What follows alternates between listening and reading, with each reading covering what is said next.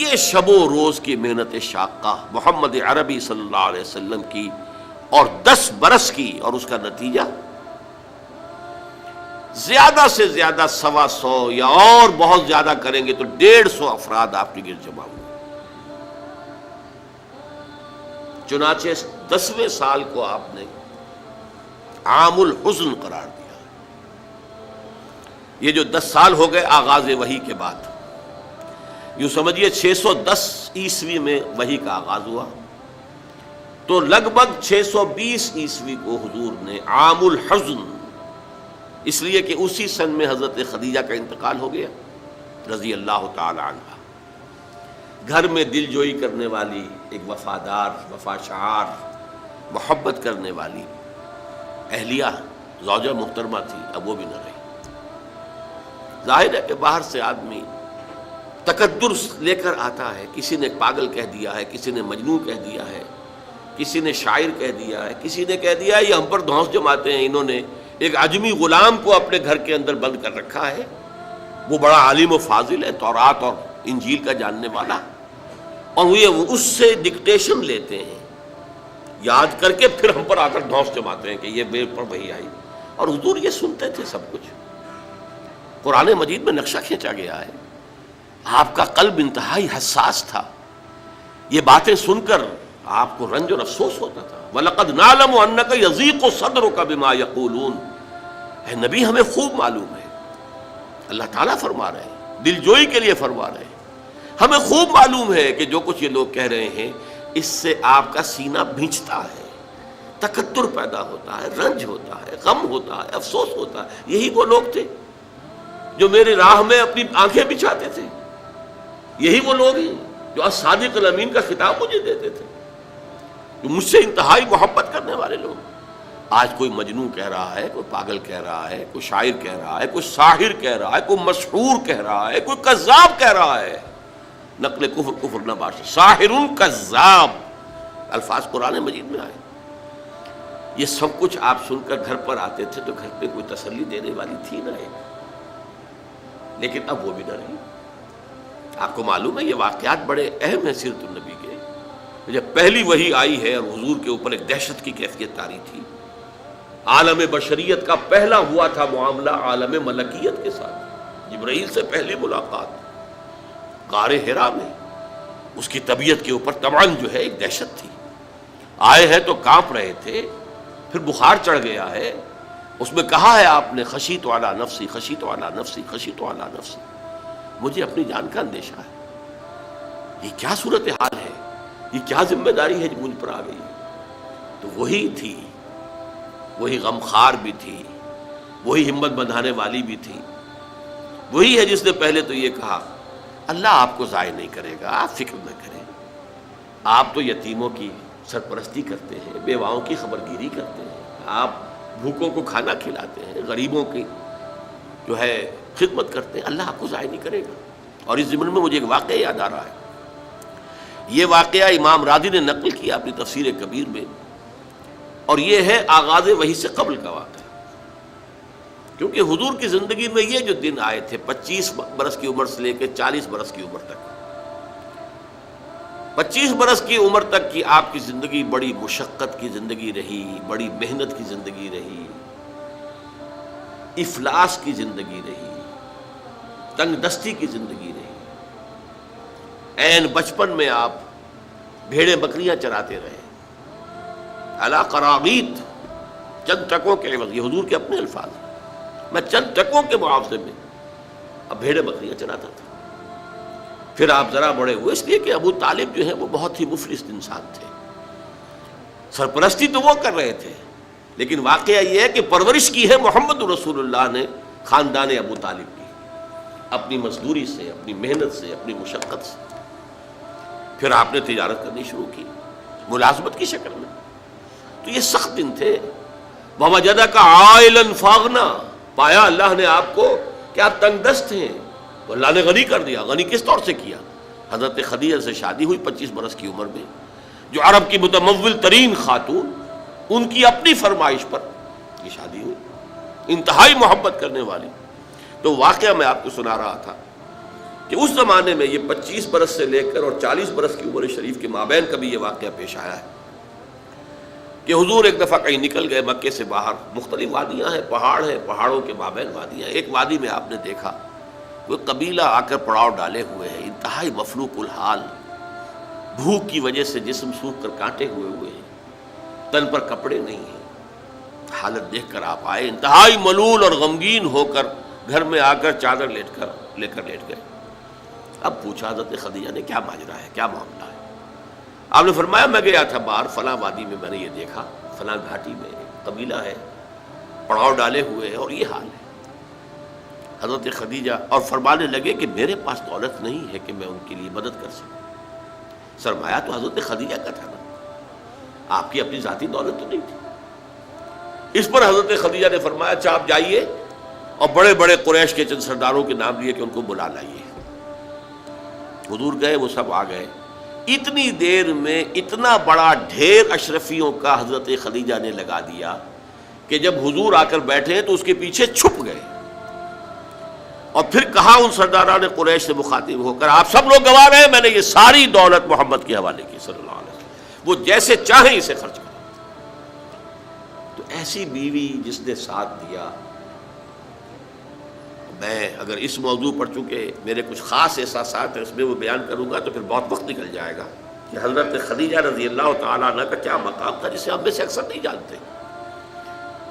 ہمارے ہاں تو جیسے ہے گرفتار ابو بکر و علی ہوشیار باش، یا ابو بکر کی فضیلت رضی اللہ تعالیٰ عنہ اہل سنت کے نزدیک، یا اہل تشیع کے حضرت علی کی فضیلت اسی میں ہے، گرفتار ہے، اسی میں جھگڑا ہے. اسی طرح عائشہ اور فاطمہ کا جھگڑا ہے. ایک گروہ ہے کہ جو حضرت عائشہ رضی اللہ تعالیٰ عنہ کو بہت بلند کرتا ہے، اونچا رکھتا ہے. دوسرا گروہ ہے جو حضرت فاطمہ رضی اللہ تعالیٰ عنہ. لیکن یہ کہ حضرت خدیجہ الکبریٰ کا ذکر نہیں ملتا، بہت کم ملتا. بلکہ میں نے جب ابھی شاید 2-3 سال ہوئے ہیں جب میں گیا تھا ایران، اور وہاں کے اچھے مشاہدات میں سے تہران کے ایک یہ بھی تھا کہ انہوں نے خالص خواتین کی یونیورسٹی قائم کی. اس کا نام رکھا الجامعۃ الزہراء. حضرت فاطمہ رضی اللہ تعالی عنہ کے نام پر انہوں نے یونیورسٹی قائم کی.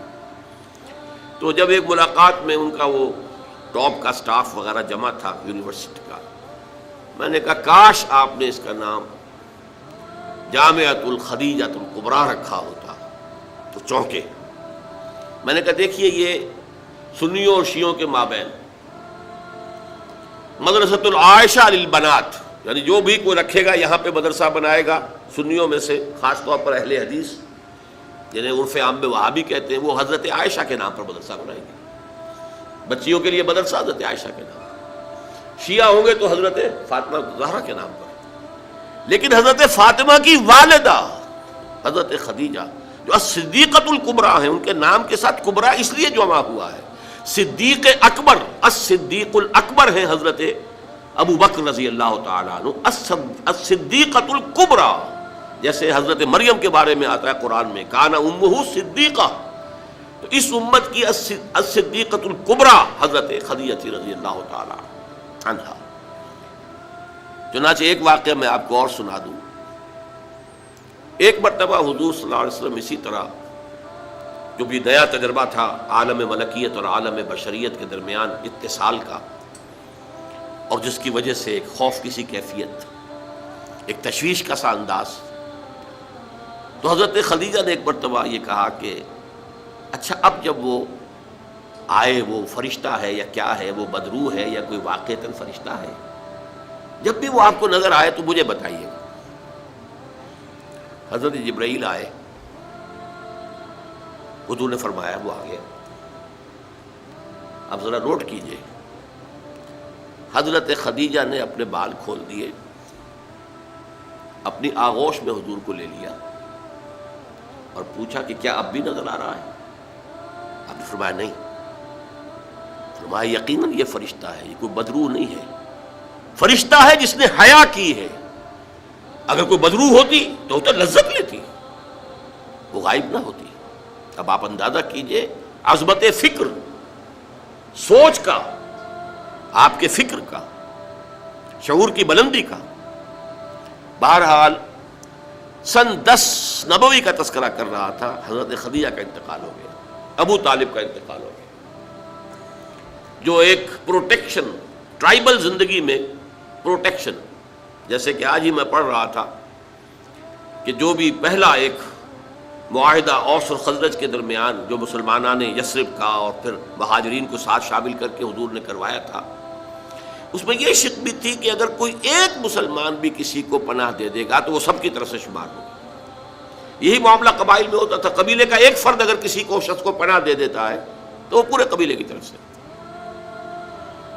اس حوالے سے خاندان بنو ہاشم کی سرداری تھی ابو طالب کے پاس، اور وہ پروٹیکشن دے رہے تھے محمد عربی صلی اللہ علیہ وسلم، اگرچہ ایمان نہیں لائے لیکن وہ ایک طبی محبت تھی، اور اس طبی محبت کی بنیاد پر انہوں نے خاندان بنو ہاشم کا سایہ کیا ہوا تھا حضور پر صلی اللہ علیہ وسلم۔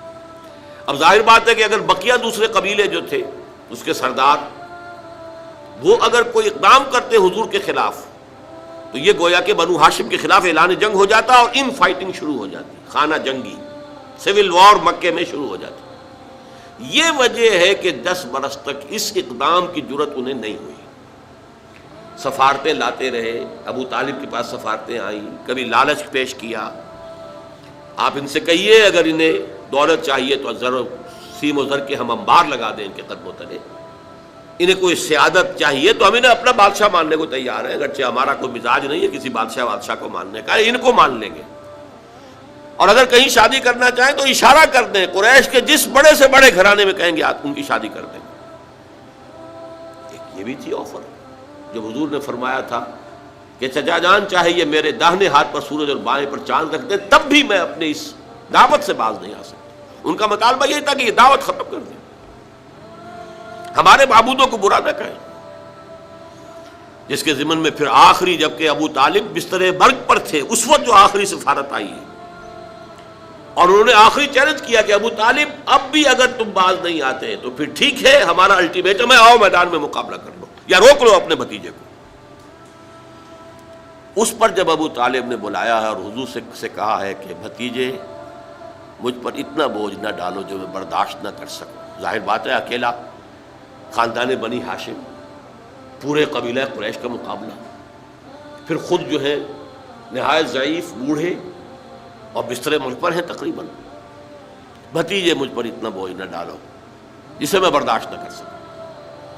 اس پر حضور کی آنکھوں میں آنسو آئے کہ ایک ہی مرئی سہارا دنیا میں ویزیبل اسباب عالم کے اعتبار سے ایک پروٹیکشن، ایک سہارا، ایک مدد کی شکل تھی، آج وہ بھی جا رہی ہے، ختم ہو گئی۔ کہا آپ نے یہ کہ چچا جان اب تو یا تو یہ بات پوری ہو کر رہے گی اور یا میں اپنے آپ کو اسی میں ہلاک کر دوں گا، میرے لیے کوئی ریٹریٹ کا کوئی امکان نہیں ہے، کوئی واپسی کا کوئی امکان نہیں ہے، پسپائی کا کوئی امکان نہیں۔ بہرحال میں نے یہ سارا پس منظر بتایا ہے عام الحزن، اور یہ ابو طالب کا بھی انتقال ہو گیا، وہ پروٹیکشن ختم ہو گئی، بلکہ اب بنو ہاشم کا سردار ابو لہب ہے جو خود دشمن ہے، انتہائی یوں سمجھیے کہ زہریلا دشمن۔